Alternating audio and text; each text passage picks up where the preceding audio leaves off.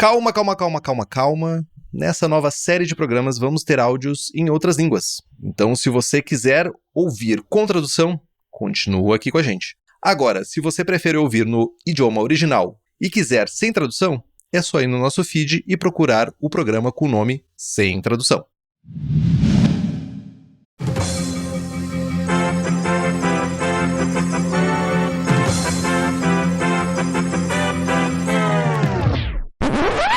Eips, rapidinho aqui, ó. Você já conhece nosso irmão mais novo? O Plantão Cervejeiro é o primeiro podcast de notícias cervejeiras do Brasil, trazendo um formato dinâmico e direto ao ponto para te manter sempre por dentro do que rola no mundo da cerveja. Toda terça-feira tem episódio novo no seu agregador de áudio favorito.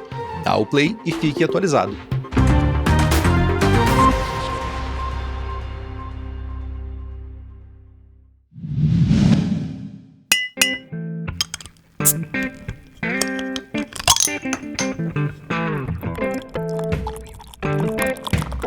Hipacondríaca apresenta Surra de Lúpulo.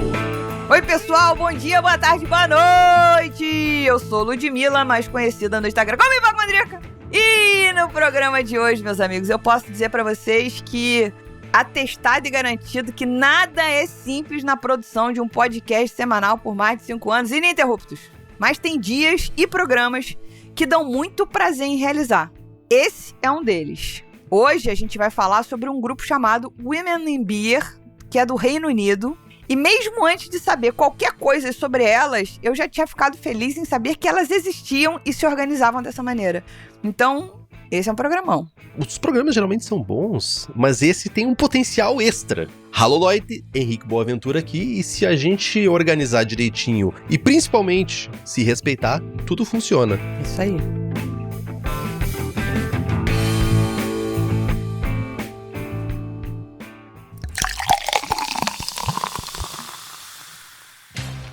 E se você gosta do conteúdo que a gente produz, se você vê valor nessas abobrinhas e eventuais coisas importantes que a gente traz aqui, aprecia esses debates geniais, essas reflexões bonitas que a gente traz, você deve ser mecenas do Surra de Lúpulo. Acesse apoia.se/Surra de Lúpulo e seja um mecenas. Claro que também tem um jeito grátis de ajudar. Pega o link desse episódio e manda para aquele amigo ou amiga que curte cerveja especial. Espalha a palavra de Surra de Lúpulo pro mundo, né? Outro jeito bom de ajudar é seguindo a gente na plataforma de áudio preferida, deixando 5 estrelinhas na avaliação. Isso ajuda as plataformas a entenderem que o nosso conteúdo é relevante para você e vai indicar para outras pessoas.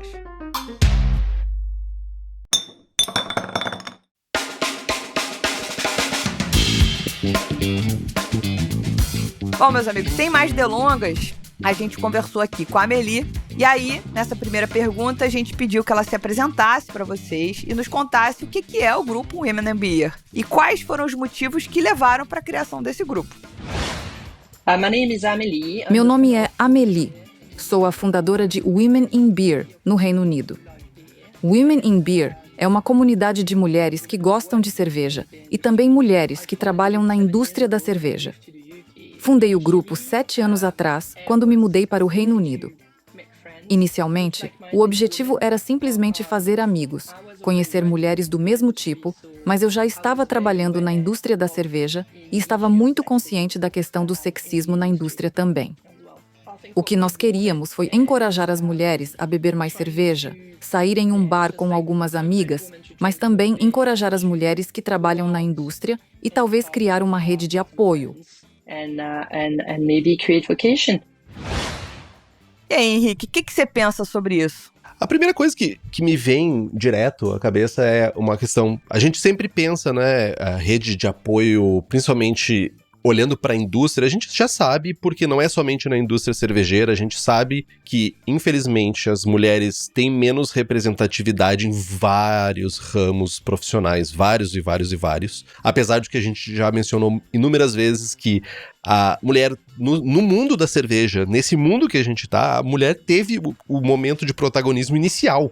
Era ela que tinha isso. Mas o que me chamou muita atenção dessa fundação do Women in Beer é a questão de encorajar mulheres a beber mais cervejas e sair em um bar com algumas amigas. Que se tu for ver, Lud, realmente é uma coisa que fazendo um paralelo com o Brasil, é raro de ver. É raro de ver uma mulher sozinha no bar bebendo uma cerveja. É raro ver, proporcionalmente, né? Ver mais mulheres juntas ou em grupos mesclados com homens também, enfim. Mas é uma coisa mais rara. Então, eu achei interessante que isso começou também como um apoio à coisa mais primitiva, talvez, no mundo da cerveja, que seja beber cerveja. Sim, sim. Quando a gente fala de rede de apoio para situações de grupos que são minorizados, né? Pra gente não falar minoritários, porque as mulheres, nem os homossexuais, nem as pessoas pretas são minoritários, eles são minorizados, porque são em maior quantidade. Passam por essa situação da gente acabar não conseguindo se inserir, e porque a presença masculina às vezes é não apenas, nesse caso, em maior quantidade, mas um bocado intimidadora também, né? Justo. Então você buscar se reunir, estar com pessoas, com pares que façam sentido para você, é muito interessante. Eu mesma, quando eu criei o perfil da Hipacondríaca, acho que eu já contei essa história aqui no programa alguma vez, eu tava me curando de uma dor de cotovelo, de uma amizade perdida. Porque eu acho que é pior do que perder um amor, é perder uma amizade. Porque perder um amor, você fala, cara, é uma merda e tal, eu vou encontrar outra pessoa, vai ter uma tampa pra minha panela. Agora, quando tu perde um amigo ou amiga, perde, que eu digo assim, você brigou com essa pessoa, essa amizade, houve uma cisão. Você fica chateado e tal, enfim. Tinha perdido um grande amigo que bebia uma cerveja forte comigo. E aí eu falei, porra, eu tenho que largar essa porra de querer sair com um amigo, eu quero achar mulher que gosta de tomar cerveja igual a mim. E aí eu comecei a fuçar isso. Então, caí num grupo de mulheres, que foi muito legal, muito divertido, não sei o quê, mas depois rolou um estresse e tal. Mas é esse, o conceito de você ir até o bar com pessoas que querem a mesma coisa que você, que é o conceito da associação, que é o conceito da confraria, que é o conceito de qualquer comunidade sobre qualquer assunto, né? Então, e também mais pessoas te dão respaldo para que você se sinta mais confortável nos lugares, quando você não se vê tão representado ou representada, né? Total. E em qualquer nível que tu estiver, saindo inclusive do âmbito de gênero ou questões assim, qualquer nível, a gente precisa estar representado de alguma forma, seja no nível de consumo. Eu não sei beber cerveja ainda. Eu quero ter outras pessoas que também não saibam pra eu não me sentir isolado também. Então eu também não sei. Tu sabe beber cerveja muito bem. Os últimos dias representou bem o teu cenário, inclusive. Pô, quando você bebeu cerveja comigo, você não sabia beber, eu também não, a gente chegou bêbado em casa, então a gente não sabe beber igual. Não, a gente não sabe parar. É diferente. Entendi, tá bom. Serve também. Tem mais uma forma de contribuir com Surra de Lúpulo. Você sabe como? Bebendo cervejas, como a gente tá falando aqui. Aí vocês vão dizer, a gente já faz isso? Não, meus amigos e amigas, aqui eu tô me referindo a comprar e consumir cervejas de quem ajuda o Surra de Lúpulo a se manter no ar e com a casa arrumada. Sabe de quem a gente tá falando? A Stannis, que não só produz rótulos incríveis e de altíssima qualidade, mas também vai além, proporcionando experiências completas em seus bares próprios de um e-commerce que entrega pro Brasil inteiro, do Oiapoque ao Chuí. E o melhor, quem está ouvindo pode aproveitar o cupom SDL12 para garantir 12% de desconto em qualquer produto no site Stannis.com, Stannis com 2 N's.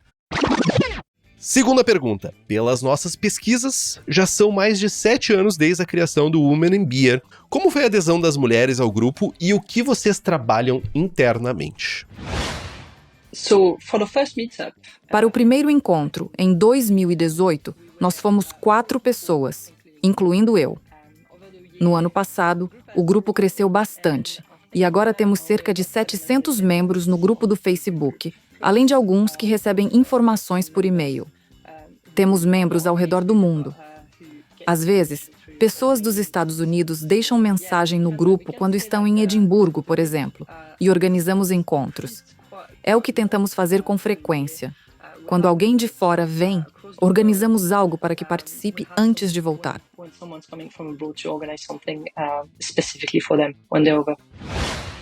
que você pensa dessa resposta, Woody? Então, eu acho que é um complemento daquilo que a gente falou, né? Você vê, são 7 anos de um grupo criado para agora ter uma representatividade maior, uma adesão maior.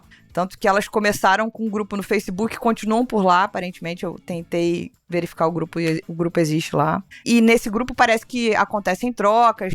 E sobretudo essas trocas do tipo, eu tô em tal lugar, vamos fazer um encontro. Mesmo que não estejam as fundadoras, né? outras pessoas podem participar e tem esse acolhimento. Então eu acho que o fato do grupo ter crescido agora vai trazendo visibilidade. Como a Amélie já falou, ela é uma pessoa que trabalha no mercado cervejeiro, então ela também está olhando isso não apenas com um olhar romântico de quem quer conhecer outras mulheres que querem beber junto, mas ela também está analisando criticamente esse mercado de dentro, né? Então acho que é um ponto importante por aí. E a gente ainda segue nessa linha da rede de apoio, né? Que eu acho que é o importante ainda nessa fase. E também tem um reforço aqui que nós vivemos tempos digitais, né? A gente não consegue mais fugir, por mais que a gente queira, reforce, inclusive aqui no Surra de Lúpulo e também no Braçagem Forte, a gente reforça o associativismo, até os encontros com as pessoas, seja com mecenas, seja com apoiadores e apoiadoras do Braçagem Forte. A gente sabe que, principalmente uma associação com o intuito da Women in Beer, se limitar ao físico, é muito complicado, principalmente estando em Edimburgo, né, uma ponta da Europa. Sim. Então, o uso também do digital para atingir mais mulheres, atingir mais participantes e que a comunidade também não seja simplesmente aquele momento de confraternização no bar ou em visita à fábrica, ou etc. Outros tipos de atividades físicas, mas que possam ser reforçadas de uma maneira e também por pessoas que não estão no círculo do dia a dia, sabe? Sim, sim. Você conseguir capilarizar, eu acho que tem um pouco disso. Se você facilita a maneira como as pessoas acessam esse grupo e essa troca, você consegue capilarizar e trazer mais pessoas, mais mulheres para participar. E facilitar é uma palavra importante, né, Lud? Total. Talvez seja um ponto de crítica para associações, em geral, tá, gente? É o facilitar. Dificultar não é o melhor caminho. Com certeza. Bom, aí a gente partiu para a terceira pergunta, que eu acho que é quando a gente começa a entrar um pouco mais para conhecer um pouquinho da participação feminina no mercado cervejeiro britânico. Então a gente pergunta para ela, como é que você enxerga a participação feminina no mercado cervejeiro britânico e se existem políticas afirmativas que ajudam nessa inclusão e se elas existem, quais são? É ainda bem difícil para as mulheres trabalhar e construir carreira na indústria da cerveja. Problemas de sexismo no trabalho, ou até mesmo assédio, ainda são uma realidade no Reino Unido. Estamos lutando para atrair mais mulheres e para manter aquelas que já estão na indústria. De acordo com os relatórios do CIBA, organização que apoia negócios independentes, apenas 8% dos empregos e 23% dos cargos de gestão são ocupados por mulheres. Números muito baixos em comparação com outras indústrias. Iniciativas como programas de mentoria tentam ajudar as mulheres a desenvolver suas habilidades e garantir apoio ao longo da carreira. Também existem outras políticas. Nos últimos anos, o Reino Unido tem buscado promover diversidade e inclusão. Cada vez mais festivais adotam códigos de conduta, tanto para proteger as mulheres como participantes, quanto para orientar empresas e o setor. Apesar dos avanços, ainda há um longo caminho pela frente. Né? Mas é um serviço um serviço e um esforço que precisa ser contínuo para as coisas funcionarem. A gente tem bastante insumos, né? A gente teve casos da Brewdog no Reino Unido mesmo, né? Sobre tanto como sexismo quanto até mesmo assédio no ambiente de trabalho. A Melissa Cole explorou, na verdade não é a palavra correta, mas expôs muito também sobre casos de pessoas que tiveram isso associado, né, à sua atuação no mercado cervejeiro. E eu me esqueci o nome de uma pessoa também que ela começou a fazer relato nos Estados Unidos, especificamente nos Estados Unidos também, de casos de sexismo que existiam dentro do mercado, não somente na produção de cerveja, mas na cadeia inteira, né, que também é no serviço, é no administrativo, é na distribuição, que a gente pode ter essa lente muito fechada, né, num ambiente muito pequeno, mas o mundo da cerveja ele é bem grande, né, ele tem muitas áreas que são necessárias. E em todas essas áreas, infelizmente, as mulheres estão expostas a esse tipo de situação que precisa, como ela falou aqui, né? Ainda tem avanços acontecendo no Reino Unido, a gente sabe que tem avanços acontecendo em outros países, mas ainda para chegar no ponto de ser realmente seguro, é difícil ainda, é um long shot ainda, diria eu. Sim. A minha observação aqui parte um pouco de um papo que a gente teve, inclusive com a conversa lá no Braçagem, com o Oscar, sobre associativismo, falando que a gente precisa deixar...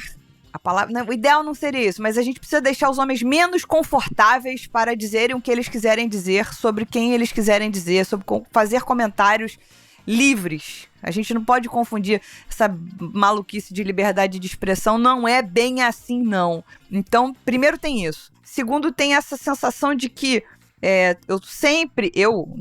as figuras de poder, as figuras masculinas de poder sempre puderam tudo e aí acham que seguem podendo tudo e que não há nenhum problema em relação a isso. Então, a gente vê muitas similaridades entre o que o Reino Unido está passando, entre o que o Brasil passa e talvez com menos dados, né? Sim, a gente claro. aqui no Brasil tem menos dados, mas ao mesmo tempo, eu também, se eu fosse voltar há 8 anos, eu não ia saber falar, talvez até por ignorância da minha parte naquele momento, né?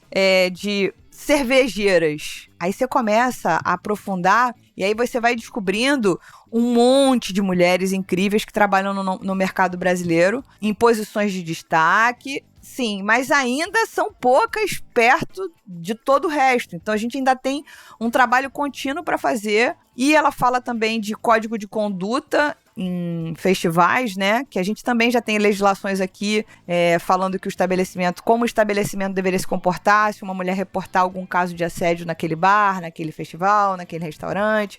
Vale lembrar aqui de um evento, o melhor evento cervejeiro que eu fui em minha vida no Brasil, porque o Belgian Beer Week não conta, porque eu fui fora do Brasil. Arrombada.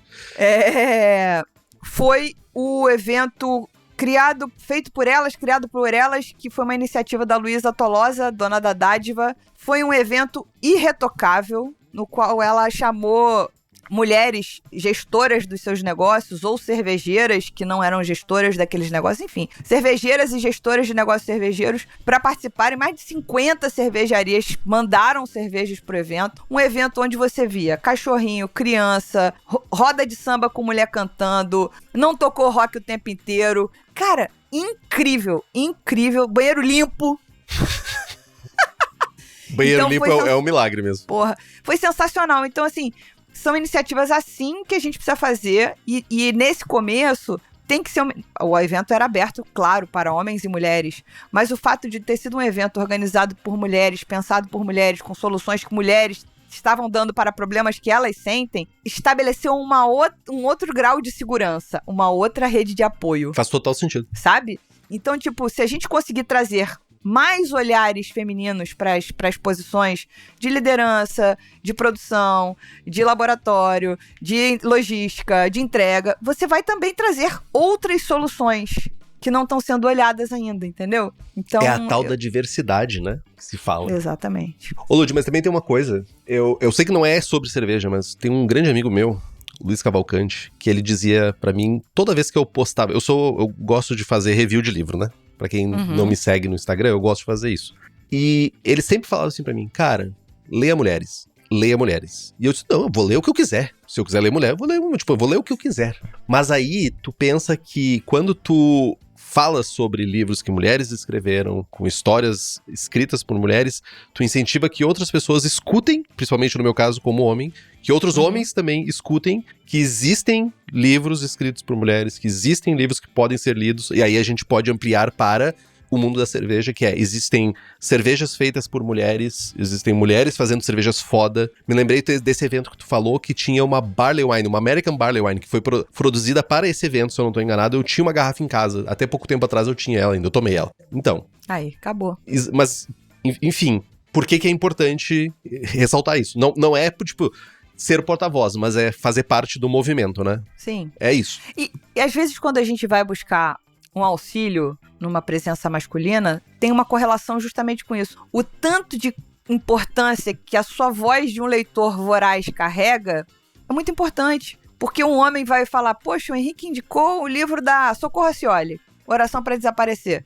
Fala, caramba, que legal, vou ler. Aí, de repente, nessa, você foi um replicador de homens que precisavam ler mulheres. Exatamente. Sabe? Assim como leiam autores e autoras negras, porque a gente vai tendo perspectivas diferentes. Senão a gente fica sempre lendo, ou bebendo, ou escutando música através e a partir do nosso viés. E viés, gente, é só viés. E você não vai ser menos homem por apoiar e, na verdade, admirar uma pessoa que tá fazendo muito bem o seu trabalho, gente. É isso aí.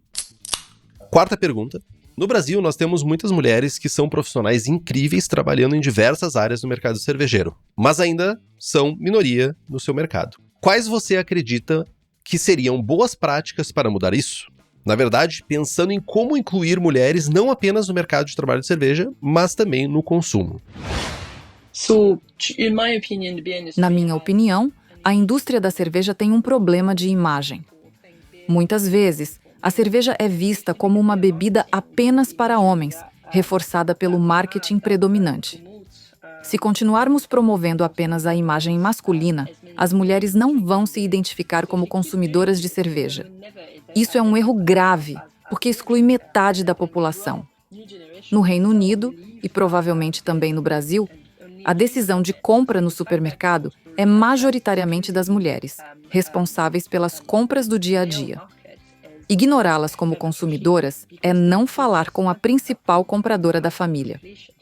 Se queremos incluir mulheres e promover diversidade, precisamos mostrar isso no marketing, nas redes sociais, em sites e anúncios. Mostrar mulheres, pessoas negras, asiáticas, pessoas de diferentes origens. Precisamos ser diversos o máximo possível. Exatamente um bocado do que a gente acabou de comentar.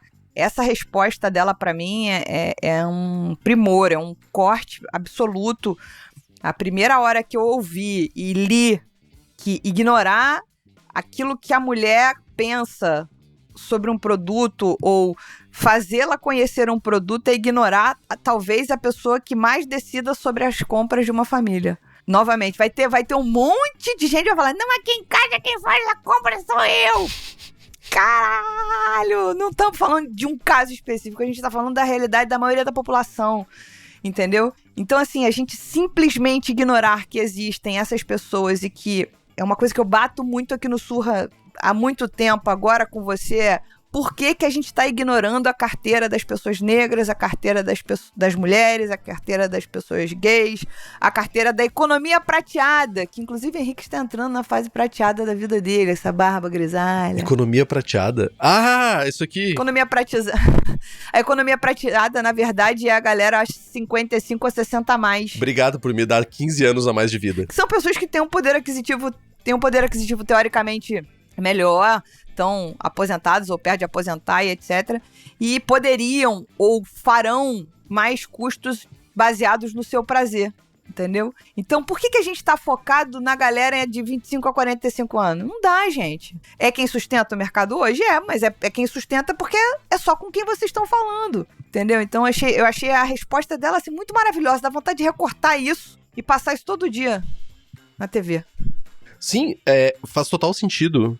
Mas também tem um ponto, não é mas, e também tem um ponto que é... Eu não sei se tu percebeu isso também, Lud, como percebeu da mesma forma que eu na Europa, quando tu recentemente voltou de lá, né? É que é mais fácil encontrar mulheres mais... Não mais velhas no sentido de, tipo, pessoas velhas, mas com mais idade, assim, na faixa dos seus 40, 50 pra cima do que pessoas mais jovens nos bares, mulheres mais jovens nos bares. Então, eu não sei se tu percebeu isso. Na Alemanha eu percebi mais isso. Isso foi uma coisa. Mas, realmente a publicidade, apesar de ter se desviado aí nos últimos 10 anos daquele papel de ficar expondo mulheres, é coisa de pouquíssimo tempo, principalmente com a exposição de sexismo que começou a mudar isso. Porque a gente ainda tem cervejaria ainda explorando isso na Europa, na Alemanha, por exemplo. É bem doido esse contraponto, sabe? Assim, a mulher, ela saiu da propaganda da cerveja do marketing no sentido de objeto, entre aspas. Saiu porque existe uma legislação falando que você não pode fazer isso. Só por isso, talvez. Só por isso. Mas ela não entrou na propaganda para dizer, você se enxerga nesse lugar tomando cerveja também, provando também, se sentindo segura, podendo apreciar também. Ou seja, ela saiu para deixar de ser a foto do calendário da oficina, mas ela não sentou na mesa do bar com espaço para conversar, para rir, para falar, entendeu? Para pensarem numa cerveja que seja interessante, para apresentarem. Isso não. Tira a mulher da cerveja, no sentido, tira entre aspas novamente, porque deve acontecer, na objetificação. Agora, não traz ela pra dentro do bar pra vender pra ela, pra dizer pra ela que esse produto também é pra ela, pra dar lugar de pertencimento, né? Sem ser aquele rolê de cerveja pra mulher, né? Não, sem ser de cerveja rosa, fraquinha. Exatamente. Entendeu? Sem ser isso. E outra coisa que você falou agora, eu acho que a Bélgica é diferente, e eu acho que os países da Europa, os mais antigos, assim, né, com maiores tradições cervejeiras, assim, cara, na Bélgica eu vi gente tomando cerveja adolescente, porque a partir dos 16 é permitido beber na Bélgica, pelo que me falaram. Vi gente jovem bebendo e vi muita gente velha bebendo. Muita gente velha. Homens e mulheres. Muita. Essas crianças velhas, hein? Ó. Tem que dar. Ó. Enfim, assim, é uma loucura. A cultura cervejeira lá é um negócio bizarro. É muito diferente do que a gente conhece aqui no Brasil, entendeu? Então, eu não tive essa impressão de que o jovem não tá bebendo. Porque eu tive em momentos em que eu tava num bar, em que ele talvez de tarde fosse mais frequentado por pessoas mais velhas. E aí, se você vai mais à noite um pouquinho, tá uma galera mais jovem. Entendeu? Acho que aí é uma questão de cultura. Eu só queria voltar um negócio sobre a propaganda da mulher, de não objetificar, mas ao mesmo tempo a mulher, ela é sempre aquele pertencendo a um grupo. Não tem o que nem tu falou, tipo, que a Amélie trouxe de reforçar o grupo de mulheres pra ir beber. A gente não vê uma propaganda assim ainda no Brasil, né? Grupo de homens, beleza. Grupo de mulheres, E sobre o consumo de pessoas mais velhas, talvez isso sugere um outro programa.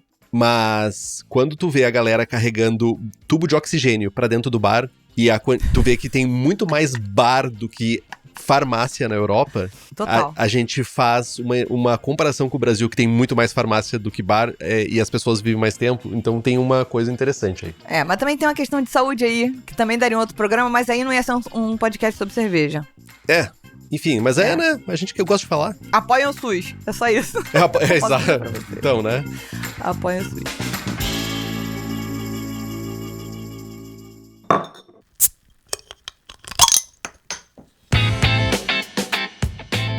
Bom, partindo para a quinta pergunta, a gente perguntou: você pode nos contar sobre o trabalho de mentoria que vocês realizam no Women Beer? Nosso programa de mentoria foi lançado em 2023.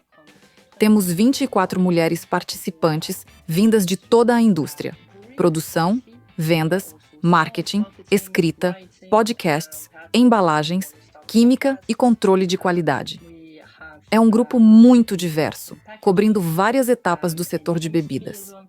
O programa oferece 3 sessões com um mentor dedicado, além de oportunidades de aprendizado e networking. Inclui também uma viagem de campo, para que as participantes se conheçam pessoalmente, construam conexões e fortaleçam sua rede. Pagamos todas as despesas das participantes nessas atividades, incluindo quando participam da qualificação WCT nível 1 em bebidas. Queremos que elas recebam não apenas conselhos, mas também conhecimento técnico. E garantimos que os mentores sejam remunerados. Acreditamos que, especialmente as mulheres, não deveriam doar seu tempo gratuitamente. Eu queria largar o microfone agora e ir embora. Quanto tempo tu vem batendo nessa tecla, Ludmilla? Há uns 8 anos, mais ou menos. Pois é. Assim, vamos lá. A gente tem um projeto semelhante, mas com um foco diferente, que é a Michael Jackson Foundation, criada pelo Garrett Oliver, que também, novamente, é dar possibilidades, dar abertura, dar treinamento para que pessoas que não sejam o homem ou a mulher, aqui no caso mulheres, né, mas tipo o homem branco, classe média, que muitas vezes não tem a porta de entrada, não tem nem o dinheiro para poder ter o treinamento, e aqui dar segurança para mulheres serem habilitadas para participarem do mercado de igual para igual. Não é como sempre se fala, né? A corrida já começou com um peso nas costas, né? Essa que é a grande verdade. Sim. Isso aqui é a maneira de tentar minimamente mesmo, porque é um secto muito pequeno de pessoas, tentar dar uma equalizada, né? Que não é a solução final, mas é um ponto de partida. Total. Bom, só para esclarecer, o WCT nível 1 em bebidas, ele é um curso de iniciação, né? Wine Spirit Education Trust. Enfim, então é um curso de iniciação, onde as pessoas vão aprender sobre bebidas e tal. É o primeiro nível, que é para elas terem conhecimento também, né? Adquirirem nessa mentoria conhecimento. E a importância de você estar trocando com alguém que já está no mercado e que vai falar para você sobre as coisas que já passou e armadilhas e soluções, né, desafios e soluções que já atravessou e fazer esse network, né, da pessoa poder conhecer outras mulheres e poder aí trocar ideia e poder aí de repente ser lembrada para um projeto futuro. Então, eu achei esse programa de mentoria muito legal, eu achei esse programa de mentoria muito inspirador, porque elas pegam realmente várias áreas e colocam à disposição essas pessoas, e pra cereja do bolo máxima do universo ninguém tem que trabalhar de graça. Nem homem, nem mulher, nem pessoa negra, nem homossexual. Ninguém tem que trabalhar de graça, tá? Você trabalhou, você merece receber o que é possível ser recebido, tá, gente? Às vezes você gostaria de receber mais, mas não dá, mas... Enfim, essa talvez seja a cota de contribuição que você dê pro mercado que não tem tanta grana. É tipo, tá bom, eu não vou receber o que eu queria receber, mas eu vou receber o que você pode me pagar. Pra que lá na frente, essa roda vá exponencialmente crescendo, né? No final das contas. Exato. E que possa girar, né? E é um mercado de que, olhando amplamente, sem fazer a distinção aqui, é um mercado que já é fraco, de certa forma, de mentorias, de treinamento. É um mercado meio que cada pessoa tenta trilhar um caminho, tem muitas instituições, lógico, principalmente no continente europeu, tem algumas no mercado brasileiro que são sérias, mas, primeiro, caras, é um treinamento caro para te tornar uma pessoa cervejeira. Lógico, aqui a gente tá falando não necessariamente de que todas essas pessoas que vão participar da mentoria vão se tornar cervejeiras, mas elas vão se tornar aptas a trabalhar no mercado da cerveja. Aí, como a gente já falou, são várias áreas e todas elas são igualmente necessárias para que tu beba o teu copo de cerveja. Mas é um treinamento caro. É um treinamento que custa, é um treinamento que demora. E aí a gente entra naquele rolê que tu traz várias vezes, né, Lud? Que é como uma mulher que às vezes tem filho, às vezes exerce o papel de cuidar da casa ou de estar ali presente no dia a dia pro filho, ou pra mais de um filho, muitas vezes, né? E ainda assim vai, sabe, ter que pagar por um estudo, pagar pra tentar se equiparar, de certa forma, no mercado de trabalho. Então isso aqui exerce... E que muitas vezes começa como um hobby. Muitas vezes, sim. Porque se começa como um hobby, isso tá na tua fila, lá no final da tua fila. Lá no finalzão da tua fila. Agora, se você fala assim, eu estou pretendendo de fato fazer uma transição de carreira, você sabe que você vai precisar investir num curso. E aí, o interessante é que, para você trabalhar com cerveja, vou trabalhar com cerveja, eu não vou ser cervejeira, eu não vou ser juíza, eu não vou ser sommelier para fazer carta, mas eu vou trabalhar na rede social. Você precisa entender sobre cerveja. Total. Né? Não adianta, eu vou trabalhar na administração. Você precisa entender das peculiaridades e particularidades de tributação, emissão de nota, da parte de bebidas, da parte de cerveja. Então não tem jeito, você tem que saber sobre o tema para poder trabalhar nele, mesmo que não seja. Porque eu fiz sommelier, porque eu mestre em estilo. Tá bom, isso é a porta de entrada do negócio, entendeu? Então eu acho que é assim, eu fiquei maravilhada com esse projeto de mentoria. Adoraria fazer parte, ser mentorada e ser mentora de alguém no que fosse esquisito podcast e falar besteira, que isso eu faço bem. Não, sério, eu adoraria, assim, se alguém ouvir esse programa e quiser, vamos juntar força e criar um grupo de mentoria, cara, isso pode ser muito legal, isso pode atrair outras mulheres para participarem do mercado e que estão precisando dessa mãozinha. Vamos puxar, bota todo mundo aqui, vamos, sabe, tentar fazer o lance girar. Total. Eu achei muito legal. Pergunta 6. A Women in Beer consegue estar próxima da indústria cervejeira para influenciar em decisões e apoiar iniciativas? Estamos tentando ficar próximas da indústria de bebidas e influenciar decisões. Organizações de comércio frequentemente nos convidam para falar sobre o que fazemos na nossa comunidade e como o setor pode ser mais inclusivo. Compartilhamos dicas práticas para aumentar a diversidade e a inclusão. Comunicamos sobre melhores práticas de inclusão sempre que possível, porque acreditamos que isso é essencial para fortalecer a diversidade na indústria. Oferecemos conselhos não só para aumentar a representatividade de gênero, mas também para incluir pessoas com deficiência, necessidades específicas ou neurodiversidade. Nosso objetivo é garantir que os talentos que trabalham na indústria encontrem ambientes de trabalho melhores. In a good workplace. Então, assim, é bem legal quando você tem a oportunidade de repente, fazer uma consultoria para uma cervejaria que, de repente, está tentando olhar para dentro da sua cultura e ver, será que eu estou fazendo o que eu posso fazer?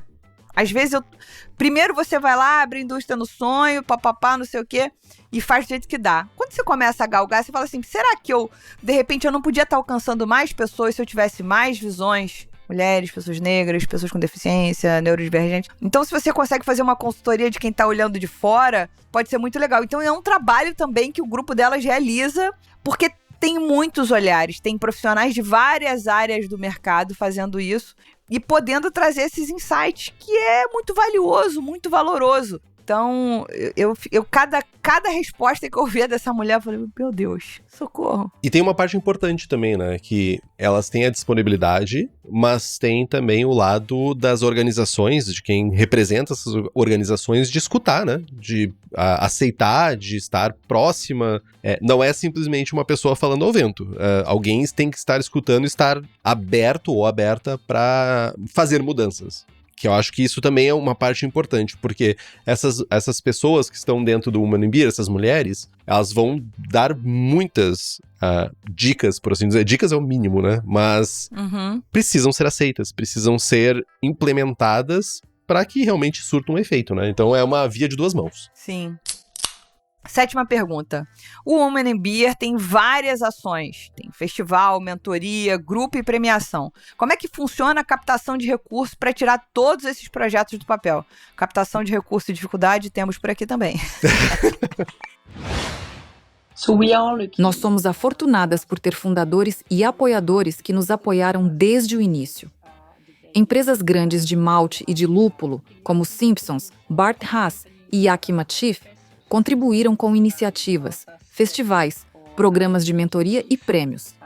Também temos um Patreon, onde pessoas podem contribuir mensalmente, além de receber financiamento de organizações de comércio no Reino Unido. Então, que bom que elas conseguiram essa proximidade, que as empresas viram valor no que elas fazem, porque realmente o mercado de cerveja, a gente tem uma dificuldade dessa questão de apoio. Nós temos quantos anos já, Lud, de jornada aí? A gente sabe que muitas vezes, principalmente no mercado brasileiro, a gente tem um sofrimento aí para conseguir apoio, para fazer as iniciativas. E aqui, como a gente tá falando de uma comunidade muito específica, tu vê nomes grandes, a gente tá falando da Bart Haas e Yakima Chief, são talvez as duas maiores, ou pelo menos entre a top 5 distribuidoras de lúpulos do mundo. Sabe? São empresas grandes e elas estão validando, de certa forma, essa iniciativa. Importantíssimo, sabe? Sim. Mas uma coisa que me chamou a atenção na resposta dela, para além de ter essas empresas, é que ela começa a resposta dizendo que elas tiveram sorte, porque elas tiveram fundadoras e apoiadoras que deram esse suporte desde o início. Ou seja, muito possivelmente, mulheres já da indústria, que já tinham capinado esse caminho e que talvez tivessem algum poder de decisão dentro dessas grandes empresas que a gente citou, foram determinantes para que elas pudessem falar assim, ó, vai acontecer um projeto feminino assim, assim, assado, isso é importante e eu quero que a gente conduza dessa maneira. Que é um pouco de umas coisas que a gente já falou aqui, que, por exemplo, hoje eu tô aqui e tenho a possibilidade de ter esse palco, esse microfone na mão. Se eu não sentar aqui para falar sobre questões femininas, se eu não sentar aqui para dar palco para outras mulheres poderem aparecer e trazer as suas mensagens e contar seus sucessos, as suas dificuldades, eu tô fazendo completamente errado a missão que eu posso realizar. Se eu não estiver num lugar de possibilidade de ajudar e não ajudar, eu tô fazendo completamente errado. Então eu acho que tem um pouco disso também que a gente precisa construir aqui no Brasil com as mulheres, e temos algumas mulheres já em posições de decisão e comando, para chamar para si, para ajudar a tirar projetos do papel, né?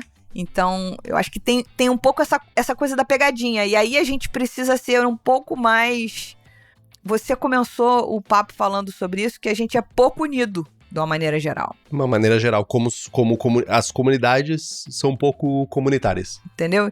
Eu vou dizer que a mulher tem um degrauzinho a mais, porque muitas de nós fomos ensinadas a disputar entre si, porque você queria ser a mais bonitinha para chamar atenção. Então você, sabe? Então assim, é uma coisa meio louca que incitam a competitividade entre as mulheres, quando na verdade, cara, eu quero que as mulheres cresçam. Se eu puder elogiar uma pessoa, uma mulher que eu admiro, independente dela me conhecer, eu vou querer fazer isso, entendeu? O que eu já mandei de mensagem pra presidente do Palmeiras, você não faz ideia. O dia que essa mulher me notar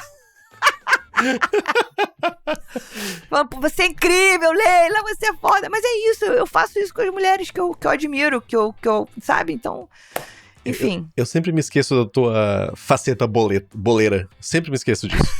Não, mas acho que é a única mulher presidente de um time gigante, campeão. Brasileiro, eu acho sim. Multicampeão.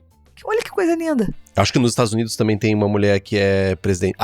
Acho. Nos Estados Unidos deve ter, e se não me engano, é a mulher, posso estar falando uma besteira muito grande, me corrija se eu estiver errado, faz parte. O quarterback do Kaiser Chiefs, ela jogava futebol, e aí quando o cara ganhou zilhão, comprou um time de futebol pra ela. Então talvez ela seja a presidente do clube dela. E tudo bem também, tá, Brasil? Tem esse negócio aí porque é presidente do clube, porque o marido comprou, foda-se. Ela tá em casa ajudando a fazer filho, a cuidar dos filhos e tal, não sei o que. O cara falou, pô, agora tá na tua hora aí, vai lá. Faz o teu nome. Dinheiro é deles, gente. Porra. Pergunta 8. Queremos saber tudo sobre o primeiro Women in Beer Awards. Você poderia falar sobre as categorias de premiação? Os prêmios são nosso próximo grande projeto. E estou muito animada com eles.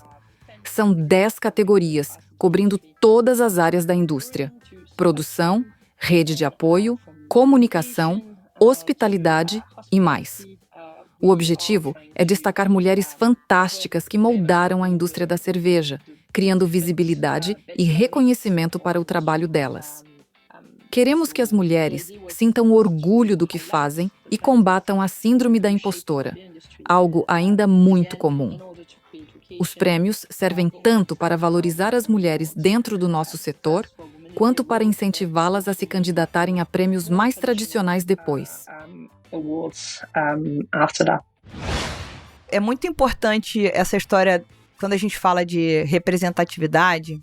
A gente já falou sobre isso por aqui, e eu lembro de ter conversado com a Ingrid, que já esteve no Braçagem em 2 programas falando do Braçando com Estilo. E eu falei pra ela, cara, do jeito que você tá ganhando medalha, a Mariana Maranho e outras, tantas mulheres, a galera da NOI, que também tem a Iris, do jeito que vocês estão ganhando prêmio, produzindo cerveja incrível e tal, não sei o que, daqui a pouco vai chegar uma criança e vai falar assim, eu quero ser cervejeira, com 10 anos. Porque elas estão olhando e descobrindo que é possível escolher essa profissão também, porque elas estão se vendo nesse lugar, né? Assim como depois da Marta, jogadora de futebol, a quantidade de mulheres que descobriram que poderiam jogar futebol, assim como tantas outras profissões que muitas mulheres tiveram que chegar onde era tudo mato e começar. Então a premiação é muito legal porque dá visibilidade. Aqui no Sul a gente fez por 2 anos consecutivos o Lúpulo de Ouro. Foi muito legal fazer. É muito divertido produzir. A gente produziu umas medalhas muito bala. Do primeiro ano era triste. A do segundo ano era muito legal. Leandro falou que eu gastei todo o orçamento do prêmio com medalha, mas a gente acabou conseguindo, de fato, premiar cervejarias que eram lideradas por mulheres, melhor sommelier era mulher. A gente teve, assim, muita premiação legal. Então, se imagina conseguir fazer um negócio desse no nosso mercado, que legal que não ia ser, sabe? E nesse começo tem que ser uma coisa bem excludente mesmo, o prêmio para as mulheres do mercado. Enfim, quem sabe um dia. Aí residem várias coisas, né? Primeiro, ainda sobre a questão do futebol, por mais que eu desconheça o mundo futebolístico, né? As premiações e tudo isso também fizeram com que televisão aberta e muitos outros meios de comunicação começassem a mostrar o futebol feminino também. Uhum. Que era totalmente excluído de outros meios de comunicação, dos meios de comunicação em geral, né? Era de certa forma, um esporte marginalizado na definição da palavra, né? Marginal. Uhum. Uhum. E eu acho que aqui também tem uma coisa, Lud, que eu não sei se tu me validaria nisso, que é o fato de tu ter uma premiação específica para mulheres, talvez sirva também para mostrar para pessoas que talvez nunca se candidatassem a um outro prêmio que vá competir com homens, porque acha que não consegue. Porque acha que não é tão boa, aí por N motivos que tu já trouxe na nossa conversa e em outras conversas que a gente já teve. Uhum. Que é a questão até da síndrome de vira-lata, né? Sim, síndrome da impostora. Da impostora, exatamente. Impostora, enfim. Sim. O mesmo sentimento de que, tipo, eu não posso, eu não me valido ou eu não sou boa o suficiente pra participar. Começar nesse âmbito onde eu estou entre iguais e disputando entre iguais, talvez reforce, dê visibilidade também pra outras premiações que talvez nem saberiam da existência daquilo ali, porque isso aqui gera, querendo, tipo, por mais que mas é uma coisa específica, isso aqui vai gerar posts, isso aqui vai gerar notícias, tem o Plantão Cervejeiro pra falar sobre isso, tem mulheres que vão publicar no Instagram ou vão republicar isso de alguma forma, gera awareness, gera conhecimento sobre aquilo ali. E isso vai fazer com que, sei lá, o João das Couve, que organiza lá o Great American Beer Festival e vai fazer uma premiação, talvez essa pessoa aqui deveria ter um reconhecimento, sabe? Porque ela foi premiada uma premiação específica. Ou quem sabe, abrir categorias no Great American Beer, por exemplo, como você deu exemplo. Bom, esse ano a gente vai ter categoria da melhor cervejeira do ano. Talvez. Né? Categorias específicas no começo. Entendam que isso não é a solução. Sim. Não é a solução perfeita mas é uma das tentativas de dar mais visibilidade. E, gente, aqui a gente tá falando porque a gente tá conversando com a Amélie. Uhum. Mas aí teria outros 1000 coisas. Cervejeiros e cervejeiras pretas. Nós estamos falando de outras pessoas que também precisam ter o mesmo nível de reconhecimento. Uhum. E só que, como o Lud sempre fala, a corrida já começou... A corrida começou... ela começou atrasada nessa corrida, né? Essa que é a verdade. Sim, total. É muito impressionante e eu acho a ideia do prêmio genial. Eu acho que a história do reconhecimento tem. E só um adendo sobre a história da síndrome da impostora. Tem uma pesquisa que foi divulgada pelo LinkedIn há alguns anos atrás, falando que um homem olha uma vaga de emprego no LinkedIn e se ele tiver 50% das habilidades, ele vai se candidatar para aquela vaga porque ele vai dar o jeito dele. Porra, ele é foda. A mulher, se tiver todas, ela fala, isso não vai dar pra mim não, esse horário, não sei. Porque acha que não consegue, porque não, entendeu? Então, tipo, é isso, a gente é muito massificado pra qual comportamento, você vai ter filho, vai ficar um tempo fora do trabalho. São muitas coisas que estão conectadas aí e que fazem com que a gente fique se depreciando e é bom iniciativas que ajudem a gente a se olhar de uma maneira mais carinhosa. Então, total. Sensacional.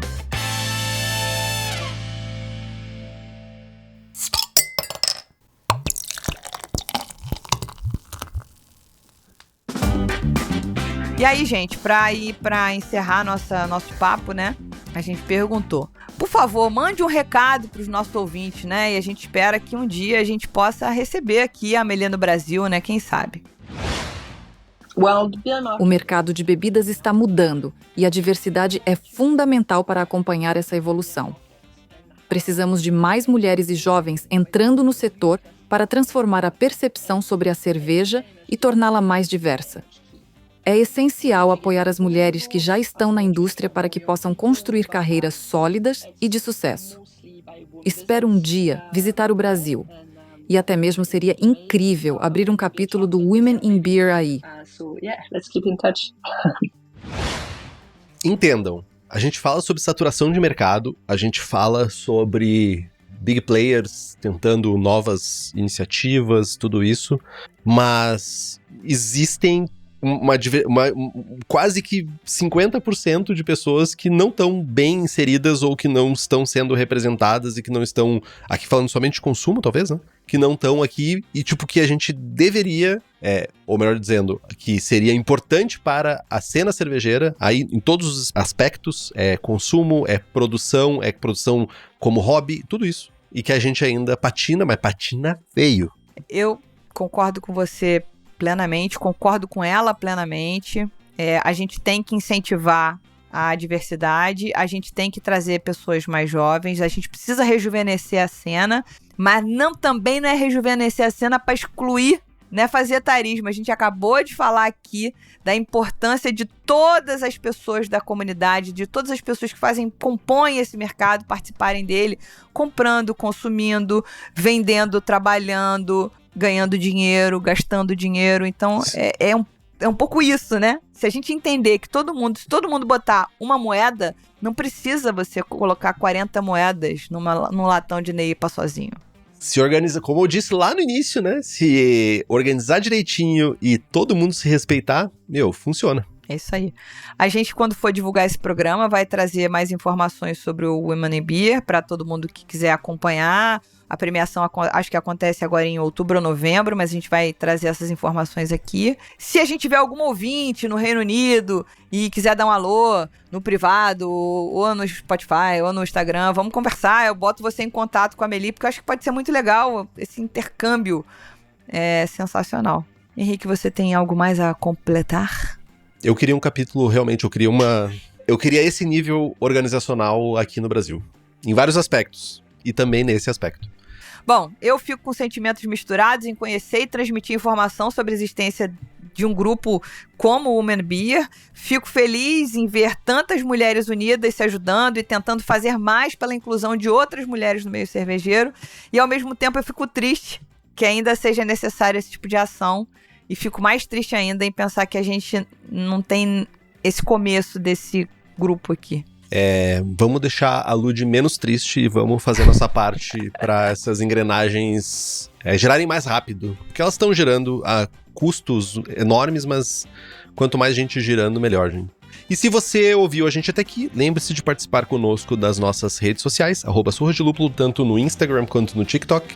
Tem uma sugestão de pauta e convidados, mande e-mail para contato@surradelúpulo.com.br. É isso, meus amigos. É isso. Até semana que vem. Até, se você não estiver bebendo na Bélgica. Não posso garantir.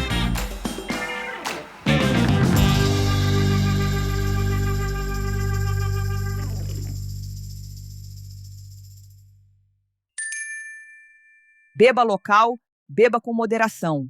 Este podcast é produzido pela BAC Produções e Comunicação e está disponível no Spotify, YouTube ou na sua plataforma de áudio preferida. Na nossa equipe, contamos com a colaboração de Henrique Boaventura, Ludmila Almeida, Gabriel Gurian, apresentação, redação, blog, e Rubens Reis na edição.